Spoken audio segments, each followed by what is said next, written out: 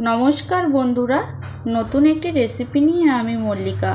আজকের আমি বানাবো চিকেন পটলের দরমা। যদি ভালো লেগে থাকে একটি লাইক করে দেবেন। চলুন কিভাবে বানাচ্ছি দেখে নেওয়া যাক। এখানে আমি 4টে পটল নিয়েছি। এখন বাজারে তাজা পটল উঠছে, প্রথম উঠে তখনই খেতে ভালো লাগে। আমি একটি করে পটলকে এভাবে ছালগুলো তুলে নেব। আমি কিন্তু পটলের পুরো খোসাটাকে ছাড়িয়ে দেইনি, অল্প অল্প খোসা রেখেছি আর অল্প অল্প ছাড়িয়ে নিয়েছি। এই পটলের মুখগুলো ছুরি দিয়ে এবার কেটে নেব। এইভাবে অল্প করে আমি কেটে নেব। একটি চামচের দ্বারা চামচের এই পেছন দিকটা একটু সরু হতে হবে, ভেতরে দিয়ে ভেতরের যে দানাগুলো আছে সেই দানাগুলোকে আমি ভালো করে বের করে নেব। এইভাবে ঘুরিয়ে ঘুরিয়ে আমি দানাগুলোকে এইভাবে বের করে নেব আস্তে করে। এগুলো কিন্তু সেই পটলের ভেতরে যে দানাগুলো ছিল সেই দানাগুলো আমি বেটে নেব। এখানে আমি মাংসকে বাড়িতে অল্প করে একদম এরকম ছোট ছোট করে কেটে নিতে হবে, বেশি বড় টুকরো রাখলে হবে না। কড়াই তেল গরম হয়ে গেছে, প্রথমে আমি দিয়ে দেবো পেঁয়াজ বাটা, দিয়ে দেবো আমি রসুন বাটা, আদা বাটা দিয়ে দেবো, হলুদ গুঁড়ো, লাল লঙ্কার গুঁড়ো, দিয়ে দেবো স্বাদ মতন লবণ, দিয়ে ভালো করে মশলাগুলোকে একসঙ্গে কষিয়ে নেব। ভালো করে কষিয়ে নেওয়ার পরে আমি দিয়ে দেবো এখানে আমি পটলের যে দানাগুলো বের করে রেখেছিলাম সেই দানা বাটাটা দিয়ে দেবো। ভালো করে মশলা কষানো হয়ে গেছে, এইবার আমি দিয়ে দেবো সেই টুকরো করে রাখা মাংস। ভালো করে আমি মশলার সঙ্গে মাংসকে কষিয়ে নেব।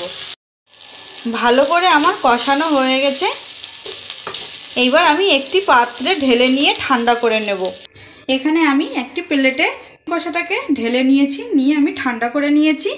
এইবার এই পটলের ভেতরে আমি দিয়ে দেবো, করে এর ভেতরে আমি ঢুকিয়ে দেবো। এইভাবে এক এক করে আমি সবগুলো করে নেব, দিয়ে আস্তে করে আমি ভেতরের দিকে চেপে দেবো। এইবার এক এক করে আমি পটলগুলোকে ভেজে নেব। দু পিঠি খুব ভালো করে আমার ভাজা হয়ে গেছে, এবার একটি পাত্রে আমি তুলে নেব। ওই একই কড়াইতে আমি প্রথমে দিয়ে দেবো গোটা জিরে, এরপর আমি দিয়ে দেবো পেঁয়াজ বাটা, রসুন বাটা, আদা বাটা, দিয়ে দেবো এখানে জিরে আর ধনে বাটা। 1-2 মিনিট একটু ভালো করে আমি কষিয়ে নেব। দিয়ে দেবো আমি টমেটো বাটা, আমি ভালো করে কষিয়ে নেব। আমি হলুদ গুঁড়ো, লঙ্কার গুঁড়ো, 1-2 মিনিট আমি ভালো করে কষিয়ে নেব, যত সময় না আমার আদা রসুন থেকে কাঁচা গন্ধগুলো যায়। ভালো করে আমি কষিয়ে নিয়েছি, এইবার আমি দিয়ে দেবো এখানে পোস্ত আর কাজু বাদাম বাটা দিয়ে দেবো, দিয়ে কিছুক্ষণ আমি ভেজে নেব। ভালো করে কষানো হয়ে গেছে, মশলা থেকেও আমার কাঁচা গন্ধ চলে গেছে। এইবার আমি জল দিয়ে দেবো, গ্রেভি বানানোর জন্য আমি জল দিয়ে দিলাম। ভালো করে আমি নেড়ে নেব। গ্রেভিটা আমার ফুটে উঠেছে, এই সময় আমি স্বাদ মতন লবণ দিয়ে দেবো। আর আমি ভেজে রাখা পটলগুলো দিয়ে দেবো এক এক করে।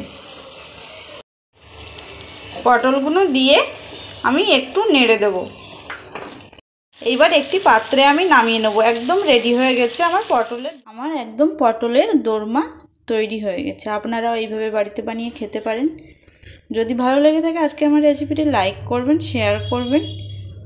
সবাই সুস্থ থাকবেন, ভালো থাকবেন। নমস্কার।